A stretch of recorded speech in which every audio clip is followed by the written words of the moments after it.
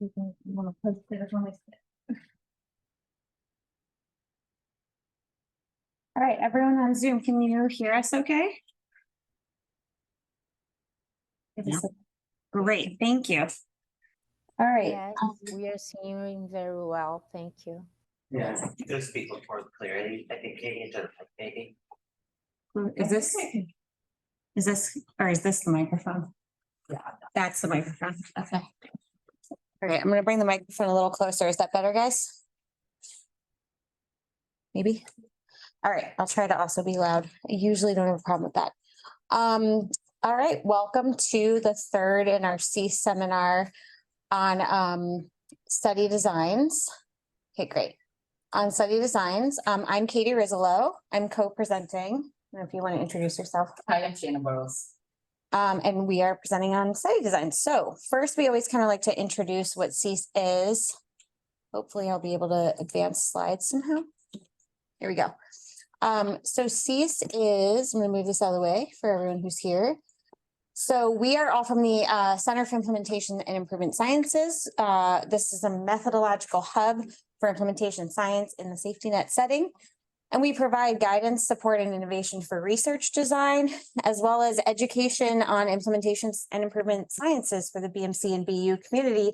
If you're here, you found it. So thank you for being here.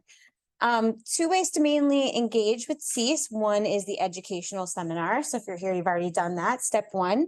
Step two is if you have a research question or you need a consultation, you can reach out to us. There's a way to reach out on our website, which is listed here. And we also have our email address below. This is kind of the CIIS cohort. So we have Mary Lynn Drainoni as our director. She's sitting over here. Hi, Mary Lynn. Multiple co-associate directors, including Kirsten Ostad and Nick Bosch. And then Santana Silva is our assistant director over here. And then Kayla is our research specialist here.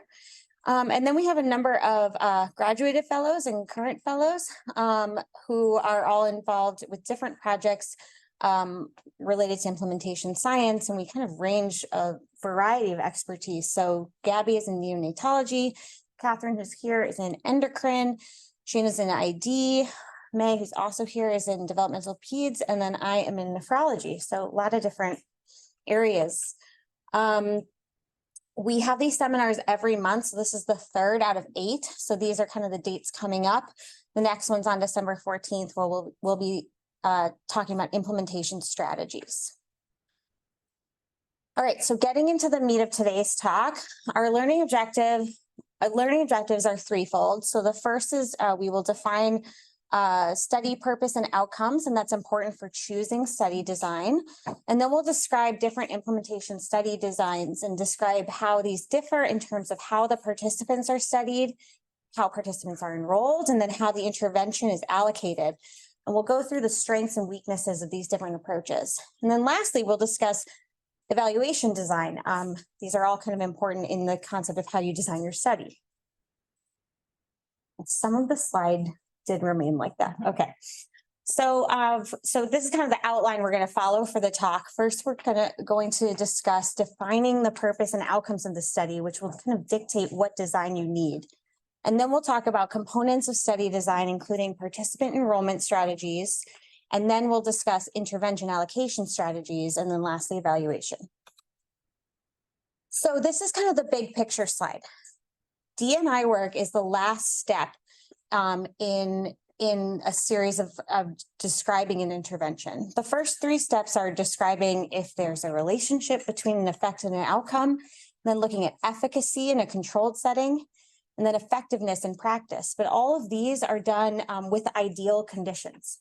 Where D&I differs is we're looking at context and kind of real world settings. And that matters because that's why we use different study designs compared to these earlier areas. And within D&I, there's different phases. We use kind of the exploration, adoption, implementation, sustainment kind of model here. And all of that will also determine what kind of study design you're looking for. So looking just at D&I studies, where you are in the process determines your design, and it will determine kind of your outcomes that you're looking for. So for example, exploration is the early stage where you're looking at barriers and facilitators to a possible intervention. And you might use like quant, qual, or mixed methods. Adoption and preparation might be, once you know these barriers and facilitators, well, what implementation strategies should be utilized? And you might be using a non-experimental approach or an adaptation of an implementation strategy for your design method. Once you're at the step of implementing it, the first question is usually feasibility and acceptability of this implementation strategy. And so this might be like a single arm study or a factorial design. And then lastly, how you sustain the study. At that level, the question is often about the effectiveness or the impact or the sustainability, sometimes all of them. And this might be an experimental or quasi-experimental model. So figuring out kind of where you are on the spectrum is really important to establishing what your question and outcomes are, but also your design. So we're going to discuss kind of what your choosing the study purpose first. Okay, so thinking carefully about where you are in the study is really important. Are you doing formative work such as barriers and facilitators? Are you actually studying the implementation? Are you looking at effectiveness and the implementation, or QI? This is important. And formative work usually is done in the early stage and provides context about the setting and the capacity for the intervention. And this might include assessing readiness. It might include planning and implementation strategy with stakeholders. It might be looking at barriers and facilitators implementation, or identifying the resource needs of whatever you're interested in doing. Thinking about the outcomes are incredibly important ahead of time. We have a separate talk on outcomes. This is kind of like my one slide takeaway, is that implementation outcomes and service outcomes overlap at times, but are different and are important when you think about the design you're going to use. So an implementation outcome might be, like we said, feasibility and acceptability, whereas a service outcome might be effectiveness. And sometimes we do both at the same time. So this is an example of accomplishing both in one study. It's this idea of hybrid design studies, where the aim might be to look at the effectiveness and the implementation. And the range from type 1 to type 3 is the emphasis on effectiveness, implementation, or both. This is just kind of an example of how you combine these outcomes, and the study design is important to when you're deciding, once you know your outcome. So I'm giving this kind of background, even though there's separate talks on outcomes, just to make clear that that's why these study designs are a little bit different than things you've maybe heard before. So now we're going to move into participant enrollment strategies, which is the first component of study design. Hi, so before we fully get into the different study designs that we're going to cover today, we want to do a quick overview on causal inference theory. And this is because when you're choosing your study design, you want to find out, did my intervention work? And depending on what your outcome is, that could be qualitative or quantitative, you want to choose the correct study design to do that. And in doing that, you also want to choose a design that minimizes different types of bias in your study. So the 3 types of bias and confounding I want us to keep in mind as we go through our presentation today is first, selection bias. Now this happens pretty early up in your study design process, and it occurs when there's systematic differences between your sample and your underlying population. So if you have selection bias in your study, you're going to have good internal validity. That means your results are going to be relevant to the people in your actual study, but poor external validity. The next thing you want to be aware of is secular trends. And what these are is just like natural changes that occur over time and not due to your intervention. And if you don't take them into account when you were designing your study and doing your analysis, you might inappropriately attribute your intervention to having an effect that it really did not. And finally, confounding. We all know about it. We hear about it all the time. And it can occur when there's more than one extraneous variables that are associated with your outcome and your exposure of interest. And randomization is one of the ways that we kind of deal with that. And we're going to talk about that a little bit more. Now, so the fundamental challenge then is that implementing something is super hard, because it's really not easy to know if the change you're seeing is because of the intervention you did. The only way to know for sure is if you could kind of observe the same people and not give them the intervention and see what would happen. And that concept is this thing called a counterfactual, which is the counterfactual theory.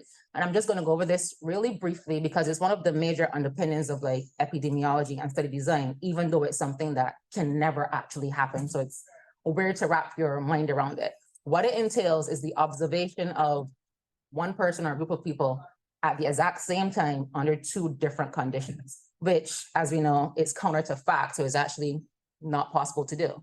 What we can do is look at the people in our study, follow them over time, see what happens with their outcome when we give them the intervention.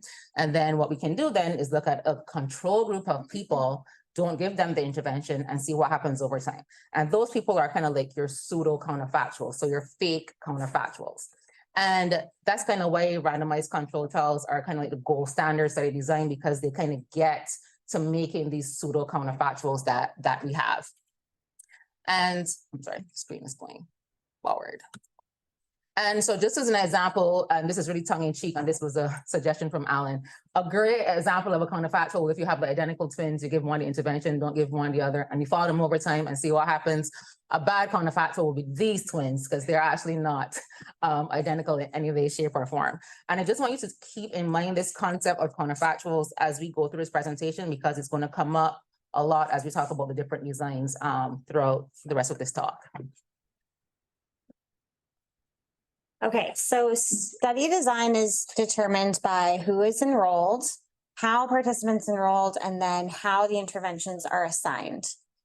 So we're going to talk a little bit about participant enrollment strategies and intervention allocation strategies. I've concentrated our efforts on intervention allocation strategies because these are fairly new.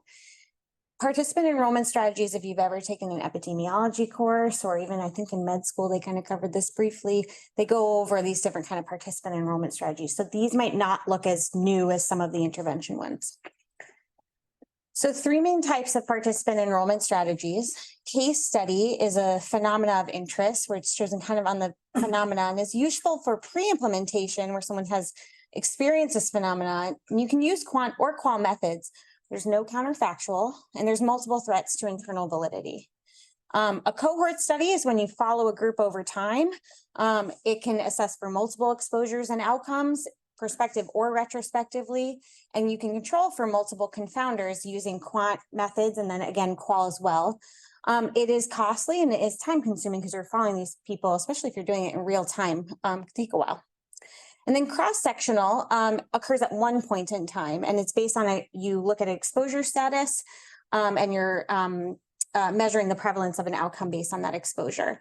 This can be less costly, less time consuming because you're looking at one point in time and you can look at multiple outcomes. You can use either method, but you know, there is an ambiguity to the temporal precedence. And so this exposure and outcome are simultaneously determined by individual participants, which is a potential drawback. So an example of cross-sectional evaluation, serial cross-sectional evaluation was done. We are trying to use the same examples for all of our talks throughout the year. So we talked about this hepatitis C assessment and testing project before. We're focusing in here on the design and evaluation. So the study purpose was to evaluate interventions used to increase the Hep C testing rates. And this looked at serial evaluation of two community-based interventions that were evaluated testing and positivity rates during both at baseline and then at two intervention periods. The population was those who had not been tested for Hep C in the past and had attended at least one primary care visit, either a risk screen or a birth cohort intervention.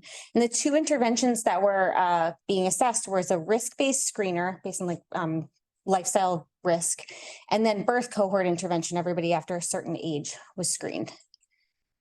And so the baseline period was from 2008, during 2008 for about 2 months. And then the intervention period lasted almost 6 months. And then the birth cohort intervention was at a different time. And these were evaluated serially. So that's kind of one way to do a cross-sectional serial evaluation, which is kind of a more unique approach than I've seen before. So that was a very quick kind of outline there. We're kind of putting these with the strategies rather than all at the ends like we did last time.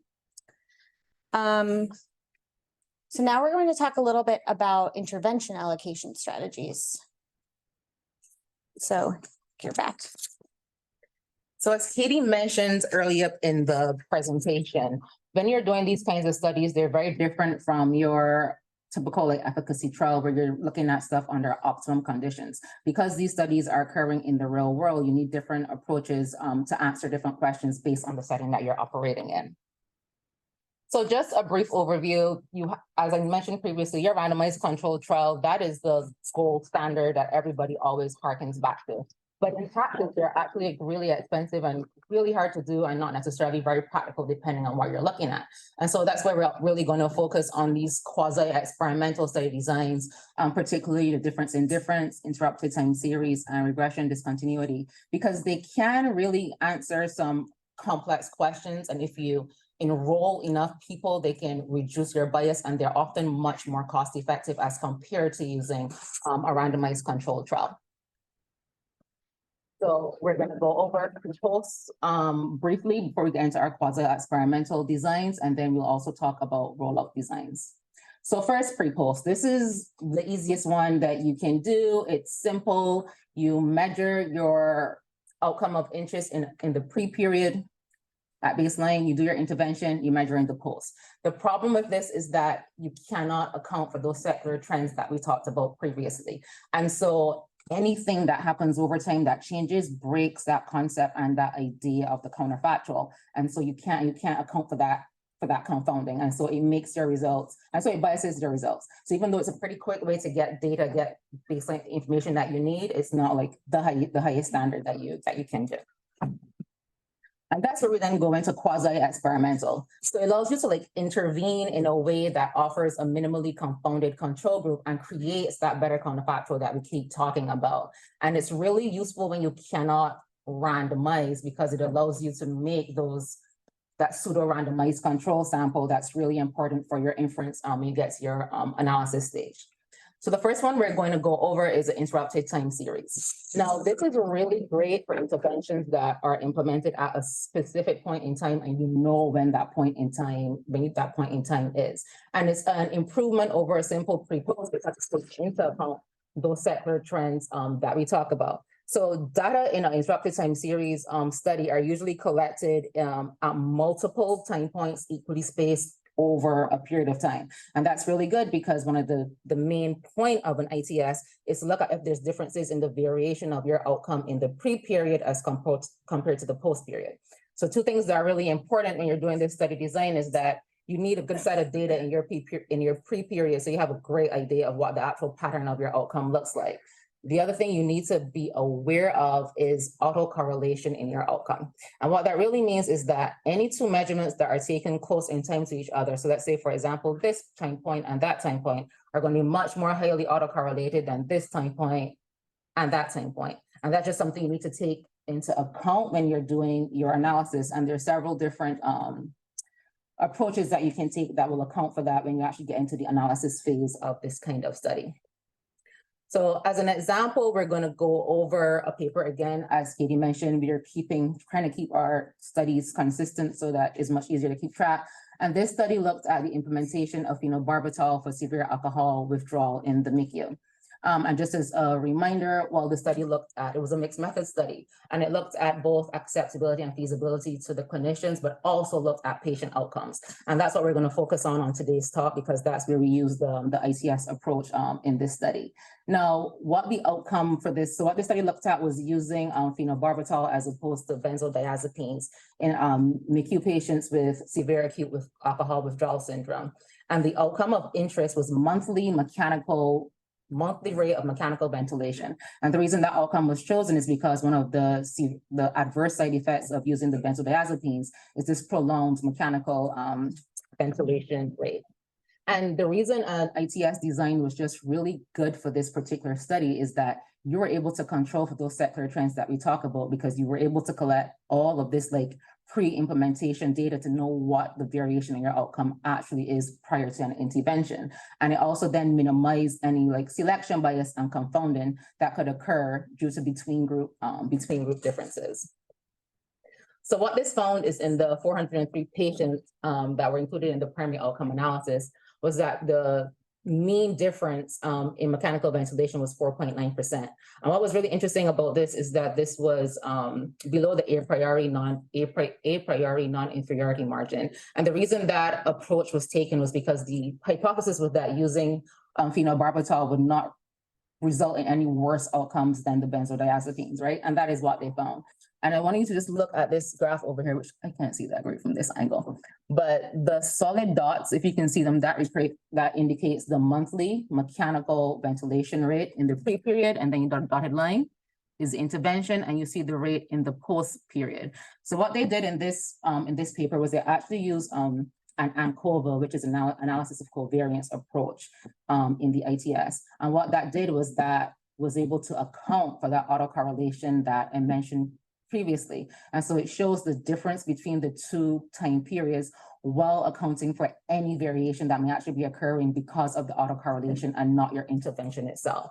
And as a point to note here, for the ITS in particular, there's several different approaches you will need to take depending on how you want to ask your question. But you just need to be aware that whatever approach you take to analyze your data accounts for the fact that there might be correlation in your data points.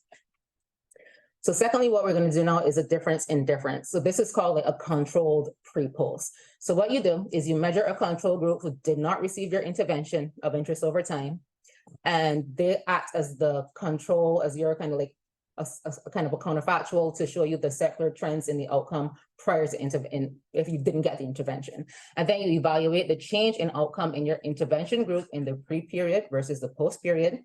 And then you look at and compare that to the change in your control group in the pre-period versus the post-period. So if we're looking at this graph on the side of the screen, the green line is your control group and the red line is your intervention group.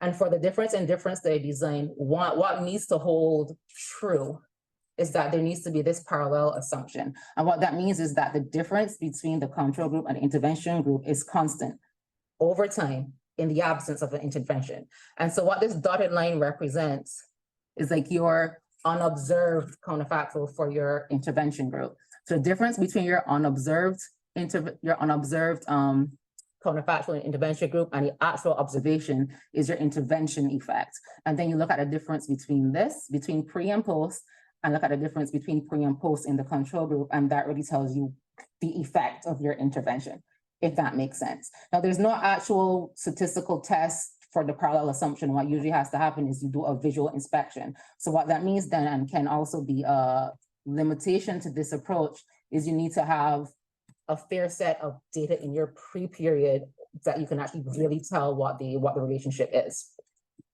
The third study design, and I'll do this first before I give an example, is because the example combines both of these, is the regression discontinuity design. Now, this is similar to ITS, except the intervention is planned and implemented around a threshold of a continuous value.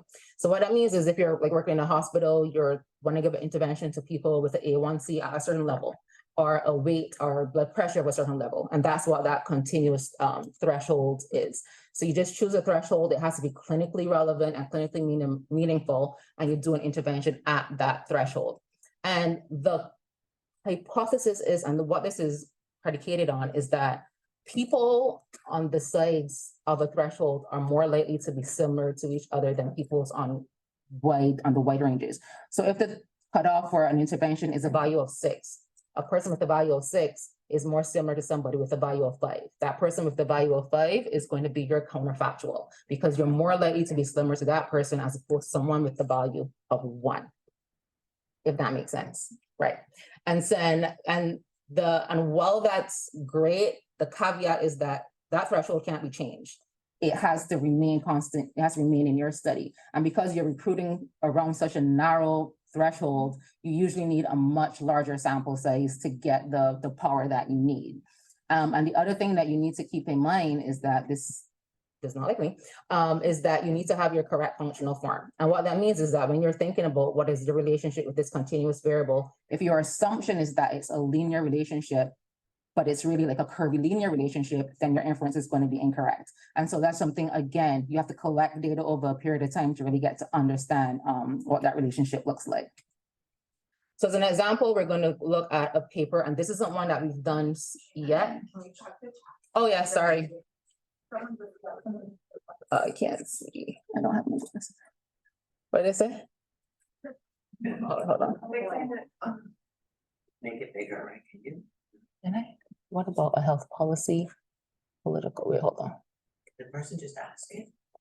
Yeah. Oh, Nick was, I think they're talking to Nick. Oh, Nick is responding to them. Okay. Thanks, Nick. That was a long question. Appreciate it. Great.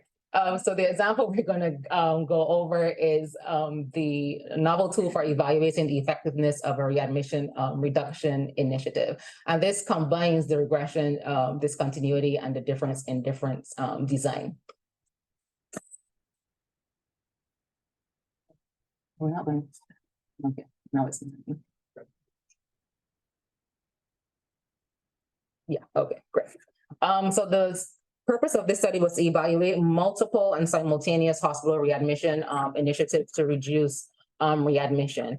And it was applied to all adult patients admitted to inpatient wards, and the outcome was all-cause unplanned 30-day readmission. I'm going to explain a little bit more what the actual intervention was on a next slide.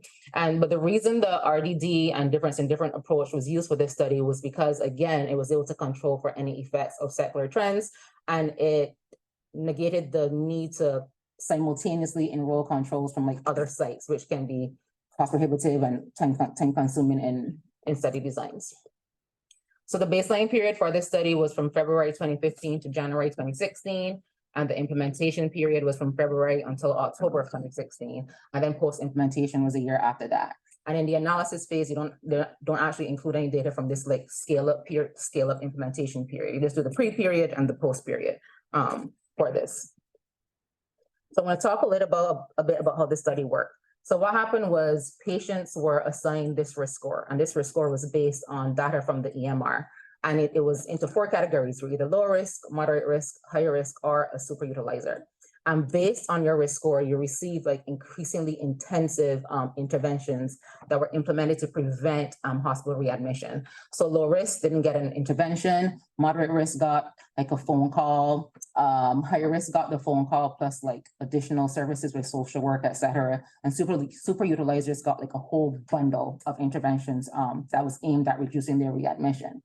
And the way the study worked was the way they chose their cutoffs was the thresholds between being a low risk to a moderate risk. So if you had a score of 5, your counterfactual control was the people who had a score of 4. And then at the moderate to high risk threshold, if you had a score of 9, you were compared to somebody with a score of 8. And if you had a score of 14, you were compared to somebody who had a score of 13. And that's how they made those counterfactuals at each of the little like risk thresholds, the risk thresholds in this study. And what they found was that there actually wasn't much different. All the interventions that were being done did not result in any reduced readmissions. And I'm going to go to the slide just to walk you through what they found. So this is the actual 30-day readmission rate. And the blue lines is your pre-period, and the pink line is just the period. And the dashed line shows you the actual like threshold cutoffs. So these 2 dots here would be pre and post for some like people with a cutoff of 5. And these 2 dots here will be people with a cutoff of 4. And you can see that the pre and post dots overlap. So you can already tell from this plot that. Oh, they can't? Hello? Hi.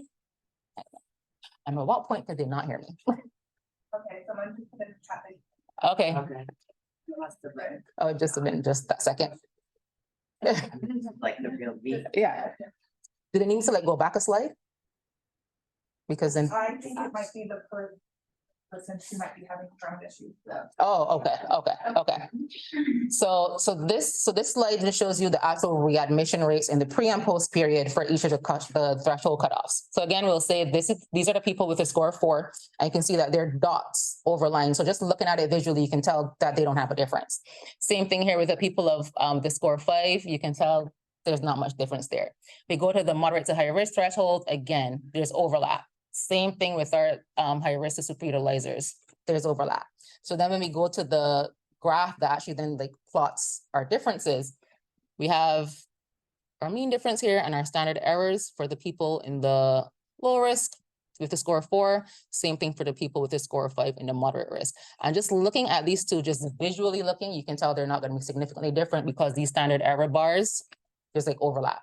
Same thing at your moderate to high risk, and same thing at high to super utilizers. So what this study really like cleverly did was use the regression discontinuity, and then by enrolling this like retrospective like controls, we're able to just in a really clever way combine the two to get really interesting results. And just as a caveat, I mentioned that because we enroll through around such a narrow window, it can lead to confidence intervals that are not as precise. So as a sensitivity analysis, they also went back and like widened these intervals just to check, and results remain the same. So it's always good to like double check that your approach was actually appropriate with the data and with the results that you found.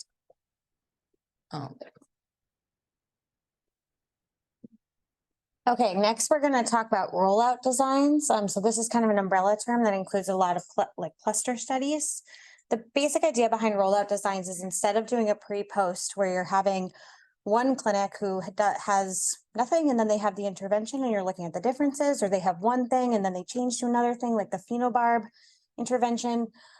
In this, different clinics or different areas might be receiving the intervention or not, or they might be receiving it at different times. So that's kind of the idea behind rollout studies.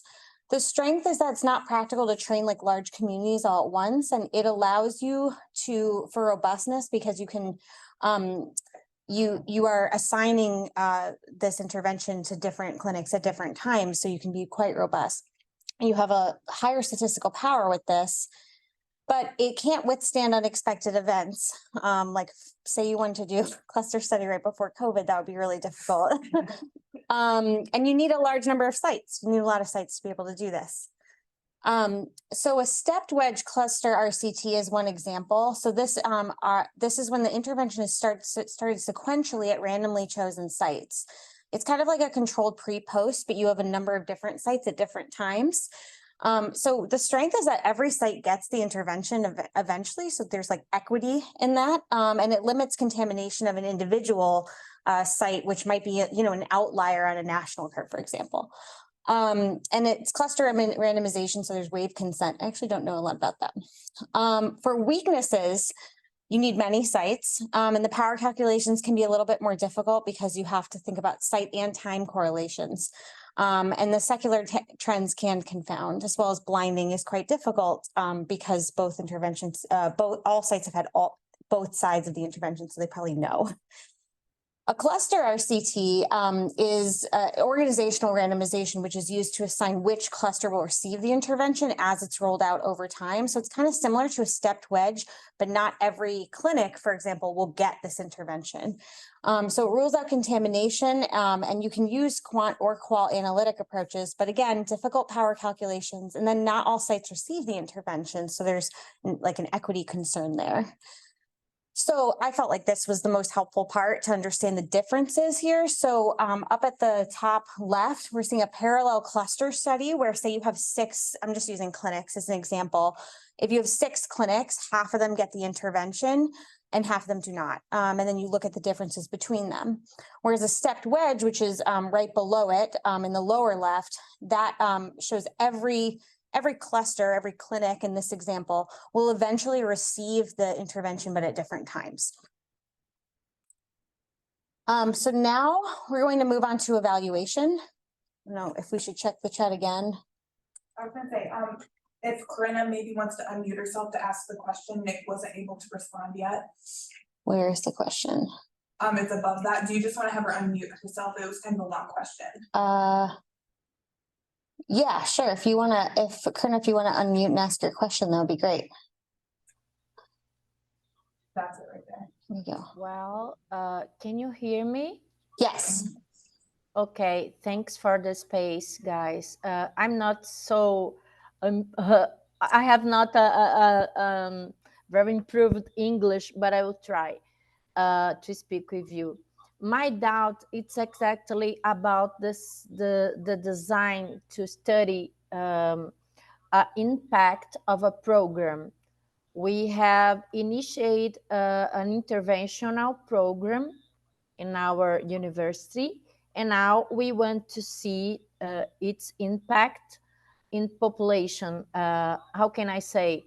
The age, the profile, some goals, some outcomes, and how could we design this? Because we are not talking about the same population, okay? How can we handle with this? So I'm not sure I completely understand, but my understanding is you have something that was implemented, but the people that are getting this implementation aren't necessarily the people who you were studying before. I'm a little confused about that. Yes, it is exactly this.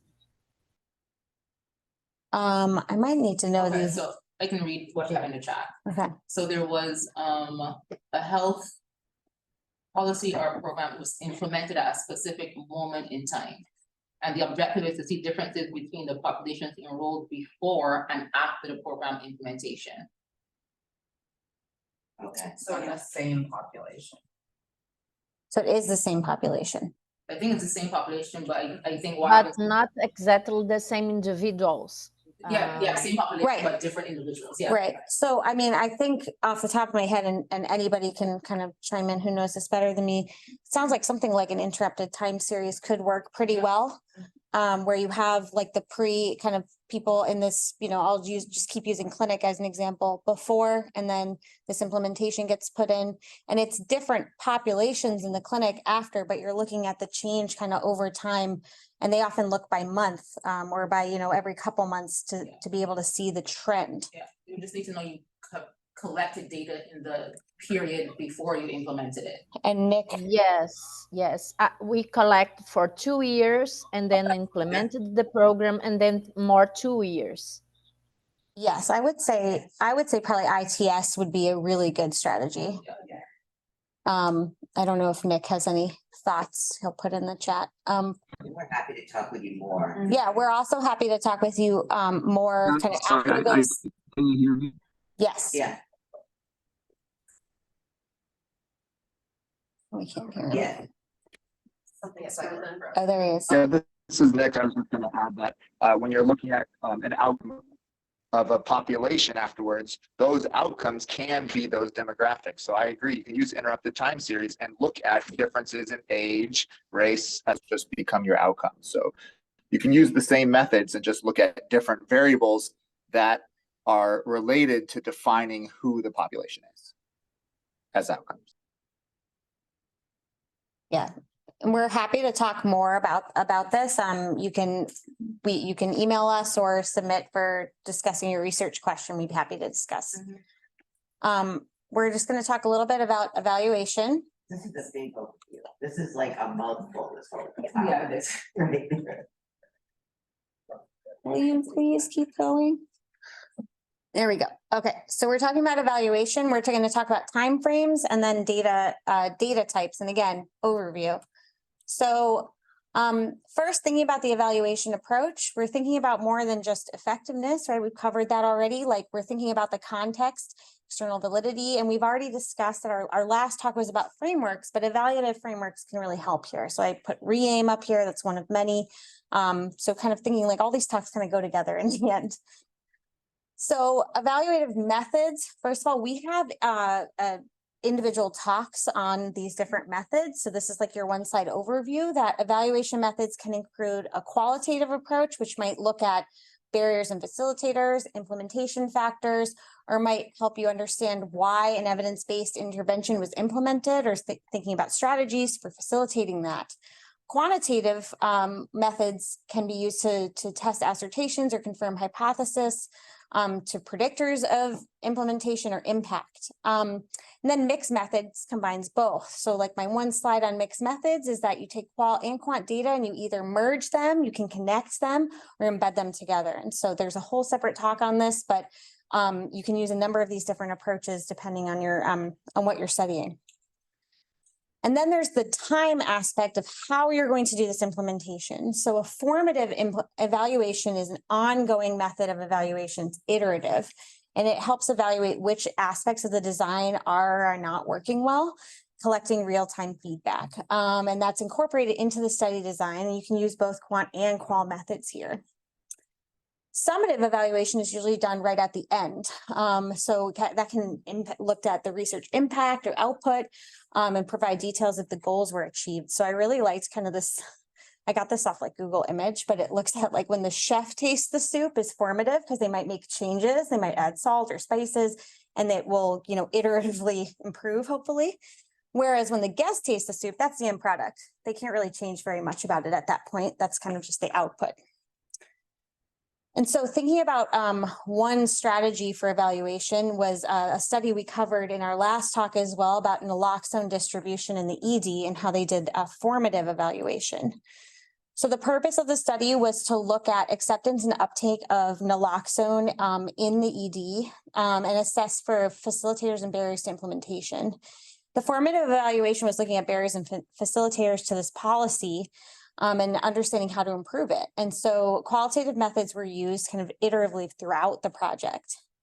And what they found that like for facilitators, they some of the facilitators were like real world, it was a real world intervention and it implemented some early basic education. There was the availability of resources were a facilitator, and the ability to leave the ED with the naloxone kit in hand was felt to be a facilitator.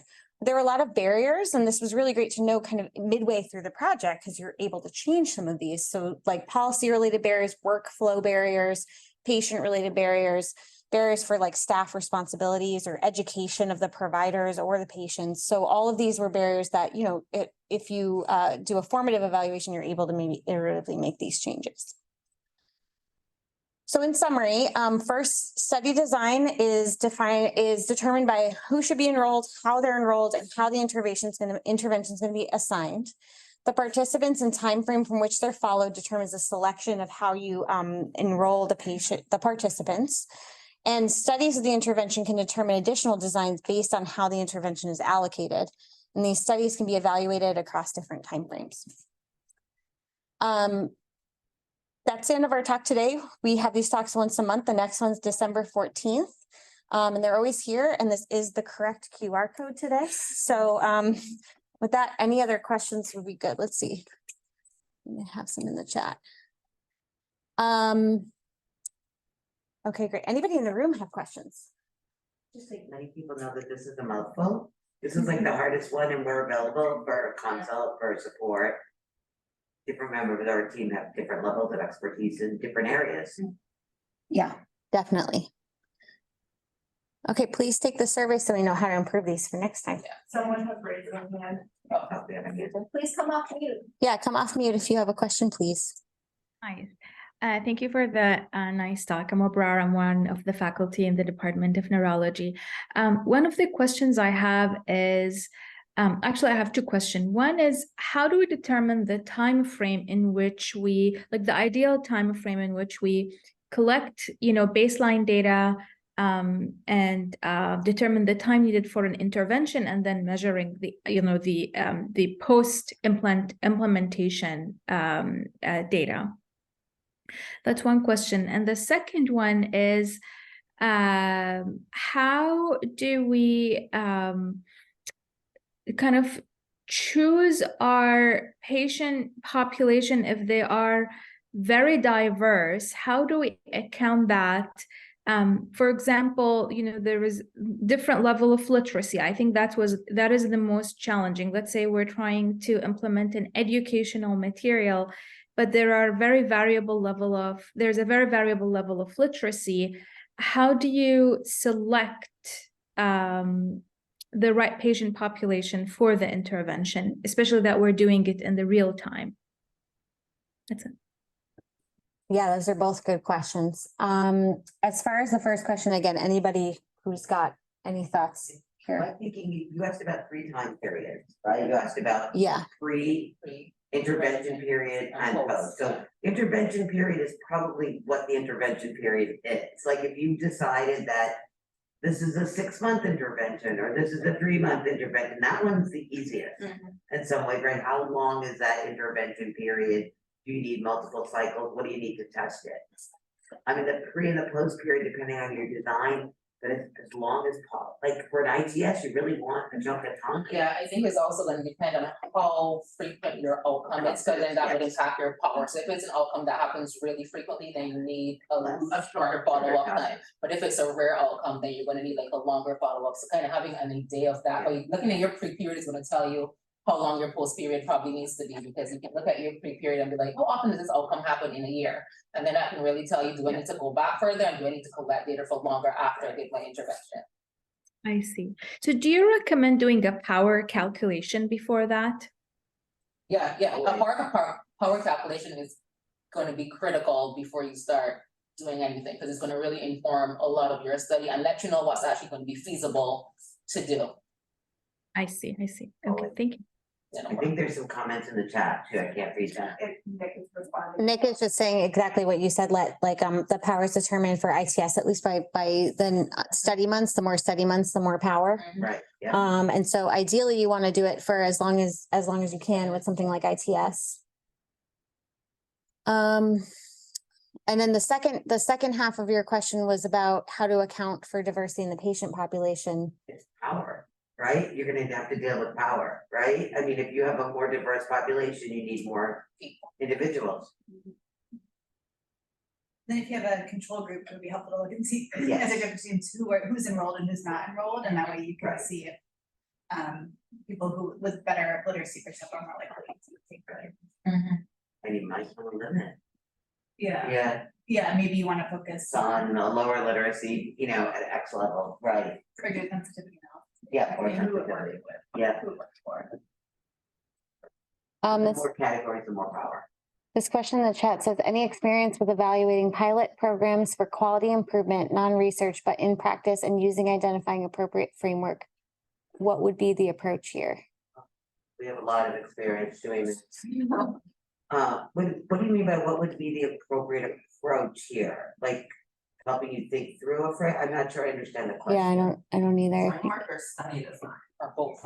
Yeah. Right, Yeah, I guess my question is identifying a framework that would also be along with the study design, but more the framework with, there's so many components and it can get overwhelming. Would you suggest to keeping it simple and maybe looking at one component of like the re-aim framework for acceptability, or I find that it's very different from evaluating research-based programs where this is already in practice and then they're pilots.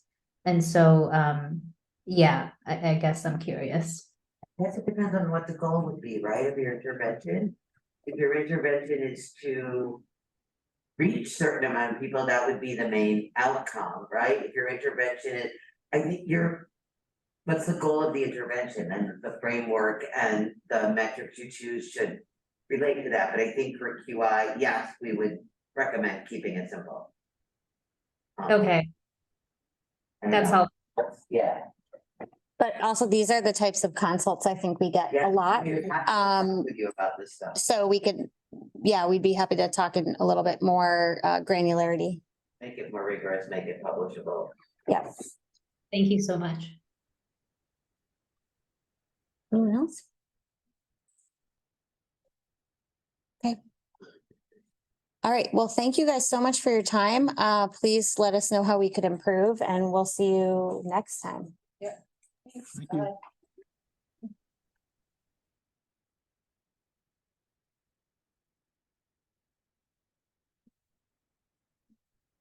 Can I end the Zoom? Yeah.